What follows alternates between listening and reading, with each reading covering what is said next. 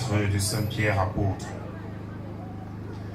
Vous les serviteurs, soyez soumis en toute crainte à Dieu, à vos maîtres, non seulement ceux qui sont bons et doux, mais aussi ceux qui sont désagréables.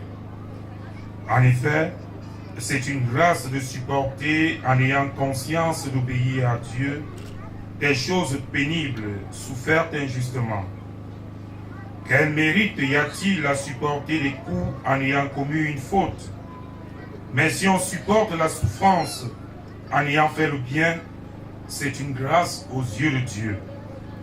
C'est bien à cela que vous avez été appelés, puisque le Christ lui-même a souffert pour vous et vous a laissé son exemple, afin que vous suiviez ses grâces, lui qui n'a jamais commis de péché, ni proféré de mensonges. Couvert d'insultes, il n'insultait pas. Accablé de souffrance, il ne menaçait pas, mais il confiait sa cause à celui qui juge avec justice. Dans son corps, il a porté nos péchés sur le bois de la croix, afin que nous puissions mourir à nos péchés et vivre dans la justice. C'est par ces blessures que vous avez été guéris. Vous étiez errants comme des brebis, mais à présent, vous êtes revenus vers le berger qui veille sur vous.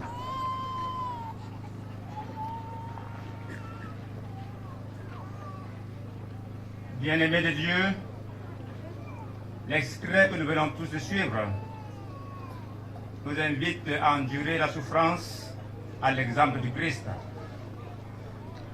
Dès les premières années de leur existence, les chrétiens étaient confrontés à beaucoup de soupçons.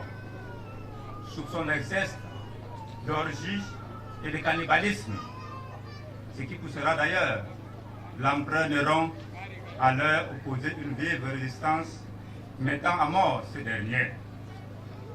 Seulement l'apôtre Pierre, que nous venons tous de suivre dans cet épître, rappelle à ses fidèles persécutés que c'est une grâce de supporter en ayant conscience d'obéir à Dieu des choses souffertes injustement. L'homme sera toujours victime de la souffrance et de la persécution si celui-ci continue à vivre selon le destin de Dieu. Car poursuit-il, mais si on supporte la souffrance en ayant fait le bien, c'est une grâce aux yeux de Dieu. Oui, mes frères et sœurs, un peu partout dans le monde, en Afrique,